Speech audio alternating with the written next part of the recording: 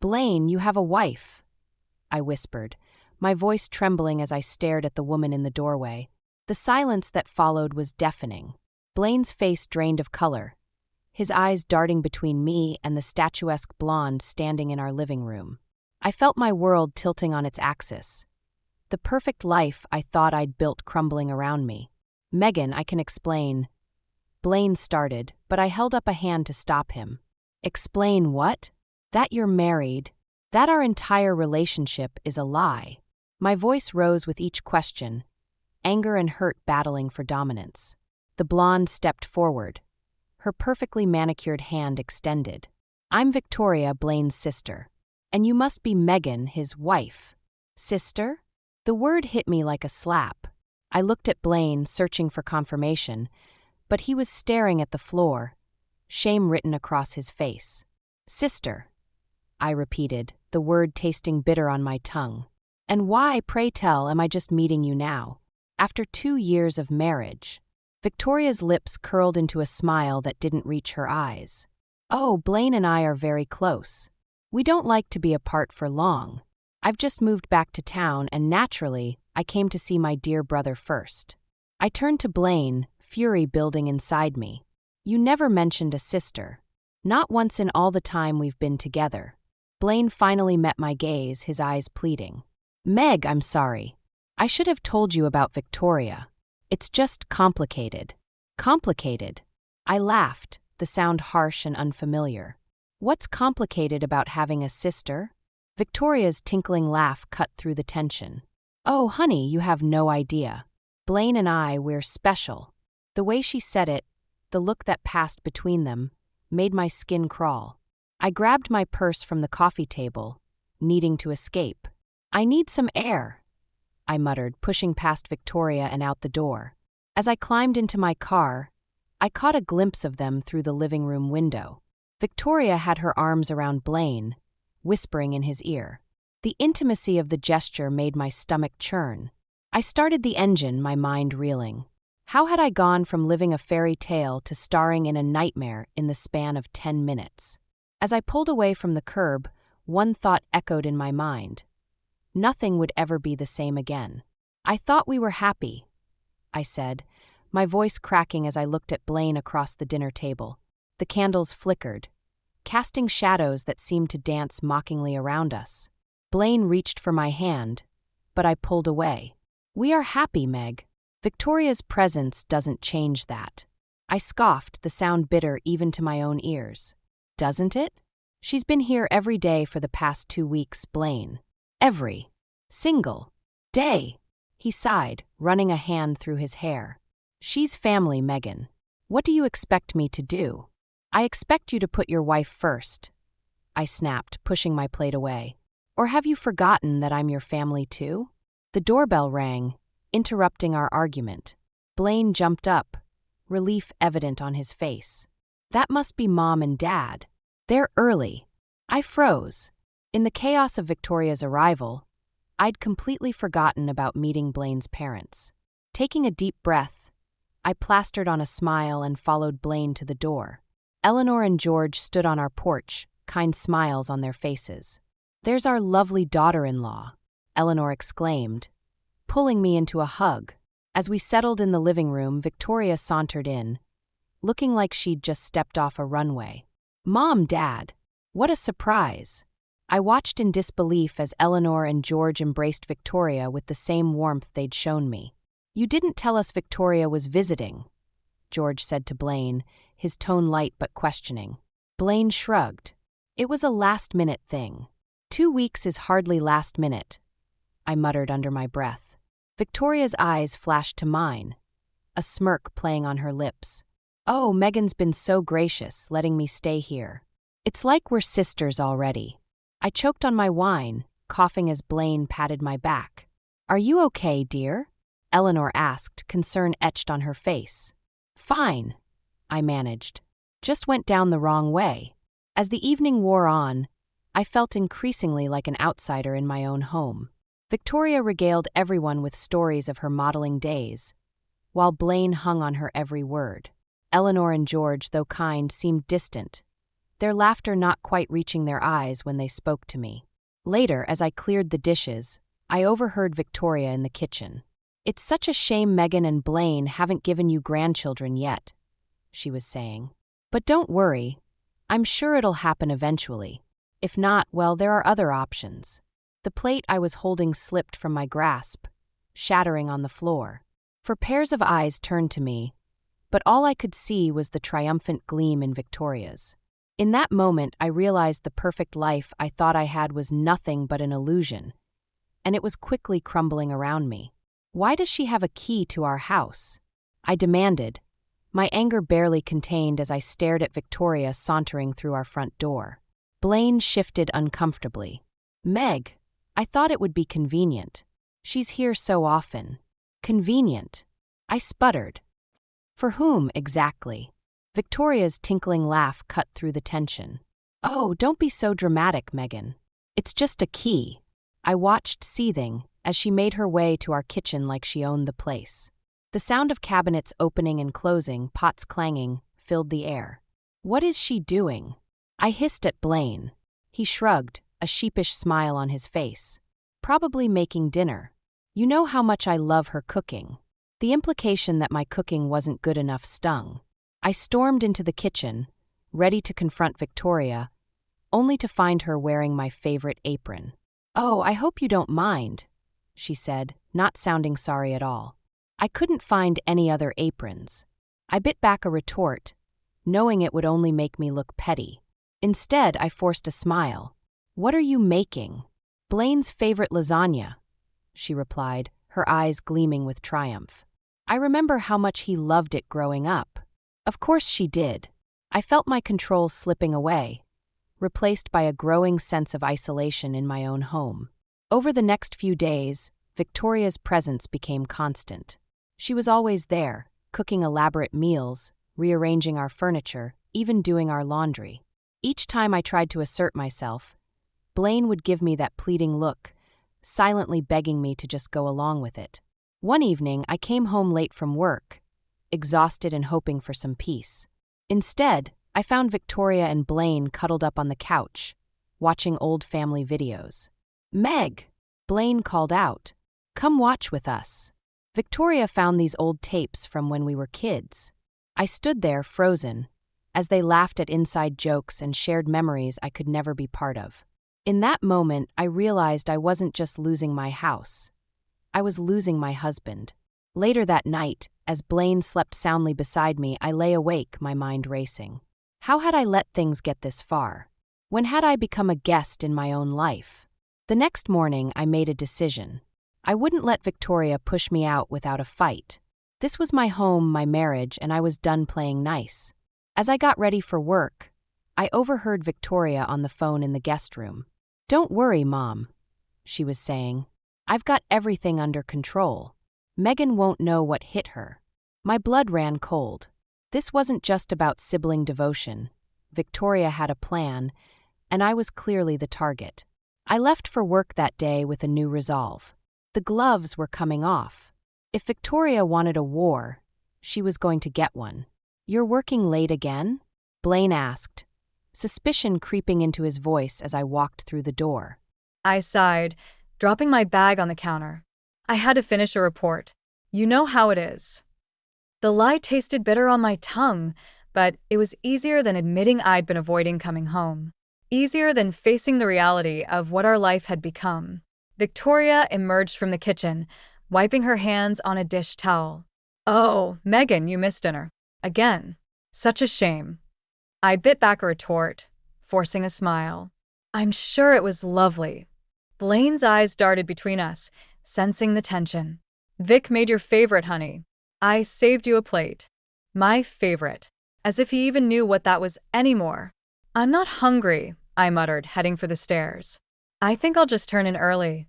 As I reached our bedroom, I heard Victoria's voice drift up from below. "Poor thing. Always working so hard. It must be awful for you, Blaine. Hardly seeing your wife." I closed the door, muffling her words but not the ache in my chest. The next morning, I left for work before Blaine or Victoria stirred. The office was quiet, most of my colleagues not due for hours. I buried myself in research, grateful for the distraction. Megan. Paul's voice startled me. You're here early. I looked up, forcing a smile. Just catching up on some work. He frowned, concern etching his features. Everything okay at home? The question caught me off guard. I opened my mouth to assure him everything was fine, but to my horror, I felt tears welling up instead. Paul quickly closed the door, pulling up a chair. Hey, what's going on? And suddenly, everything came pouring out. Victoria's constant presence, Blaine's obliviousness, my growing sense of isolation. Paul listened without judgment, offering tissues and understanding nods. I don't know what to do, I finished, wiping my eyes. I feel like I'm losing everything. Paul reached out, squeezing my hand. You're not alone, Megan. Whatever you decide to do, I'm here for you. The warmth of his touch, the sincerity in his eyes, it was a lifeline I hadn't realized I'd been drowning without. That evening, I stayed late at the office again, dreading the return home. When I finally walked through the door, the house was dark and quiet. Relief washed over me, thinking Blaine and Victoria had gone out. But as I climbed the stairs, I heard muffled voices from our bedroom. I froze, my hand on the doorknob, as Victoria's words became clear. You can't keep living like this, Blaine. It's time to choose me or her. My world tilted on its axis. This was it, the moment everything would change. As I stood there, hand trembling on the doorknob, I knew I had a choice to make too. It was time to fight for my marriage or walk away for good. You planned this, didn't you? I accused, tears streaming down my face as I stared at Victoria, lounging by the hotel pool. Our anniversary trip, the one I'd been looking forward to for months, had turned into a nightmare. Blaine shifted uncomfortably beside me, his eyes darting between Victoria and me. Meg, honey, it's not what you think, he started, but I cut him off. Don't honey me, Blaine. How did she even know where we were going? Victoria sauntered over, her designer swimsuit leaving little to the imagination. Oh, Blaine mentioned it in passing. I thought it would be fun to surprise you both. I turned to Blaine, fury building inside me. You told her about our private getaway? He had the decency to look ashamed. I didn't think she'd actually come, Meg. It just slipped out. Like the house key just slipped into her hand. I snapped. Victoria laughed, the sound grating on my already frayed nerves. Oh, don't be so dramatic, Megan. We're family, after all. That was the last straw. No, Victoria, we're not family. You're an intruder who's systematically destroying my marriage. Blaine stepped between us, his face a mask of concern. Megan, that's enough. Victoria's my sister. She's always going to be a part of our lives. I felt like I'd been slapped. So that's it? You're choosing her over me? On our anniversary? He's not choosing anyone, Victoria interjected. You're the one making this an issue. I turned to Blaine, silently pleading with him to stand up for me, for us. But he just stood there, silent and conflicted. In that moment, I saw our future laid out before me, a life where I would always come second to Victoria, where my feelings and needs would always be brushed aside. I can't do this anymore, I whispered, more to myself than to them. I turned and walked away, ignoring Blaine's calls. As I reached our hotel room, I made a decision. This wasn't just about saving my marriage anymore, it was about saving myself. With shaking hands, I pulled out my phone and called the airline. I need to change my return flight, I said, my voice steadier than I felt. I'm leaving early. As I packed my bags, I could hear Blaine and Victoria arguing outside the door. But for the first time in months, their voices didn't matter. I was done being the third wheel in my own marriage. I zipped up my suitcase, a strange sense of calm washing over me. This wasn't the end I had imagined for our anniversary trip, but maybe it was the beginning I needed, the beginning of a life where I put myself first. As I walked out of the hotel, leaving Blaine and Victoria behind, I realized that sometimes the bravest thing you can do is walk away from something that no longer serves you. And with each step, I felt lighter, freer, and more like myself than I had in years. We're getting a divorce, I stated firmly, feeling a strange sense of liberation as the words left my mouth. Blaine's face paled, his jaw dropping in disbelief. Meg, you can't be serious. We can work this out. I shook my head, my resolve strengthening with each passing second. There's nothing left to work out, Blaine. I'm done. As I threw clothes into my suitcase, Blaine paced the hotel room, running his hands through his hair. What about our life together? Our plans? What life? I snapped. The one where I'm constantly pushed aside for your sister? Where my feelings don't matter? A knock at the door interrupted us. Victoria sauntered in, her eyes widening at the sight of my packed bags. Going somewhere, Megan? Home. I replied coldly. This marriage is over. Victoria's smirk faltered for a moment before she turned to Blaine. You can't let her do this, brother. She's bluffing. But I wasn't bluffing. I pulled out my phone, dialing the airline. I need to change my return flight to today, please. As I confirmed my new flight details, I saw panic creeping into Blaine's eyes. Meg, wait. What about our joint accounts? The house? I met his gaze steadily. I've already called the bank. Our joint credit card is frozen. The realization hit him like a truck. But how will we pay for the hotel? That's not my problem anymore, I said, zipping up my suitcase. Victoria's composure cracked. You can't just leave us stranded here. I turned to face them both, years of pent-up frustration and anger bubbling to the surface. Watch me. As I walked out of the room, Blaine called after me, his voice desperate. Megan, please. I love you. I paused at the door, looking back one last time. If you loved me, Blaine, you would have chosen me. Every single time. The elevator ride down to the lobby felt like descending into a new life. My hands shook as I checked out, ignoring the frantic calls and messages flooding my phone. Outside, the sun was setting, painting the sky in hues of orange and pink. As my taxi pulled away from the hotel, I caught a glimpse of Blaine and Victoria in the rearview mirror, looking lost and panicked on the curb.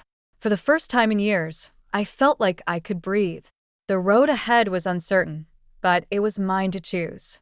As the city lights faded behind me, I made a silent promise to myself. From now on, I would always put myself first. The divorce papers were already drafted on my laptop. Tomorrow, I would file them. Tomorrow, I would start my new life. But tonight, as the plane took off, carrying me away from the wreckage of my marriage, I allowed myself to cry, not for what I was losing, but for the strength I had found to walk away. You should pay this, Blaine demanded, thrusting the hotel bill at me. His face was red with anger, Victoria hovering behind him like a vulture. I stood my ground, arms crossed. I don't owe you anything, Blaine. Not anymore. You left us stranded. Victoria chimed in, her voice shrill. Do you have any idea how embarrassing that was? I laughed, the sound hollow and bitter. Embarrassing? Try living in your own home feeling like an outsider. That's embarrassing. Blaine's expression softened slightly. Meg, please. We can work this out. I'll make it up to you, I promise. But I was done with promises. There's nothing to work out. The divorce papers are filed. It's over. Victoria gasped, grabbing Blaine's arm. Divorce? You can't be serious. I met Blaine's eyes, steady and resolute. I've never been more serious about anything in my life. Blaine's face crumpled. But what about our life together? Our future? What future? I snapped. The one where I'm always second to your sister? Where my feelings don't matter. I walked to the desk, pulling out a stack of papers. While you were gone, I did some digging. Care to explain these, Blaine? His eyes widened as he recognized the documents, bank statements, credit card bills, loan applications. All in his name, all hidden from me. How did you dash? He started, but I cut him off. It doesn't matter how. What matters is that you've been lying to me about more than just Victoria. You're in debt up to your eyeballs, Blaine. And you used our joint accounts to try and cover it up. Victoria's smug expression faltered. Is this true, Blaine? He stammered, looking between us. I can explain. I was going to tell you, Meg. I just needed more time. More time for what? I asked, my voice eerily calm. To dig us into an even deeper hole? The room fell silent, the weight of the revelation hanging heavy in the air. I want you both out of my house, I said finally. You have an hour to pack your things. Blaine reached for me, desperation in his eyes. Meg, please. I love you. We can fix this. I stepped back, feeling a strange mix of sadness and relief. No, Blaine. We can't. Some things are beyond repair. As they gathered their belongings, I watched from the doorway, a chapter of my life closing before my eyes. Victoria paused as she passed me, her mask of confidence cracking. I never meant for it to go this far, she whispered. I met her gaze, unflinching. But you did. And now we all have to live with the consequences. As the door closed behind them, I sank to the floor, emotions overwhelming me. But amidst the tears, I felt something else, a flicker of hope, a sense of freedom. For the first time in years, I was putting myself first. And despite the pain, it felt like the start of something new. I'm single again, and it feels like a fresh start, I thought, smiling as I sipped my coffee on the balcony of my new apartment. The morning sun warmed my face, a gentle breeze carrying the scent of possibility. 6 months had passed since I'd signed the divorce papers. 6 months of rebuilding, rediscovering, and healing. The journey hadn't been easy, but every step had been worth it. I heard a knock at the door and my heart skipped a beat. Paul stood there, a bouquet of wildflowers in his hand. Ready for our hike? He asked, his smile genuine and warm. As we drove to the trailhead, I marveled at how different this felt from my life with Blaine. With Paul, there was no competition, no hidden agendas. Just mutual respect and genuine care. Halfway up the mountain, we paused to catch our breath. Paul reached for my hand, his touch gentle. You know, Megan, you're the strongest person I've ever met. I laughed, but there was no bitterness in it. I didn't feel strong when I was with Blaine. But you were, Paul insisted. You had the courage to walk away, to choose yourself. His words hit home, and I felt tears prick my eyes. I guess I did, didn't I? As we reached the summit, the world spread out before us in a tapestry of greens and blues.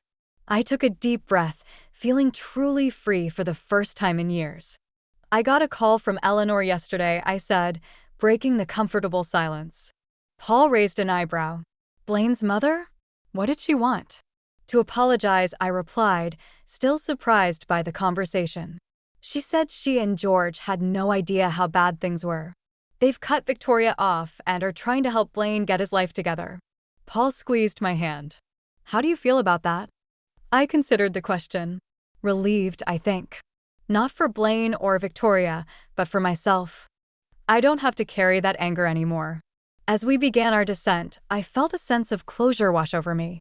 The woman who had started this journey, insecure, overlooked, desperate for validation, was gone.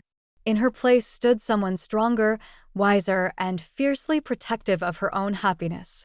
Back at my apartment, Paul kissed me goodbye, promising to call later. As I closed the door, I caught sight of myself in the mirror. My cheeks were flushed from the hike, my eyes bright with life. Hello, Megan, I whispered to my reflection. Welcome to your new beginning. I picked up my laptop, opening a blank document. The cursor blinked, inviting me to start writing. My story, not just of my failed marriage, but of my rebirth, poured onto the page. Maybe, I thought, my journey could help other women find their strength, their voice. As the words flowed, I felt the last pieces of my old life fall away. The future stretched out before me, full of promise and possibility. And this time, I was ready to embrace it on my own terms,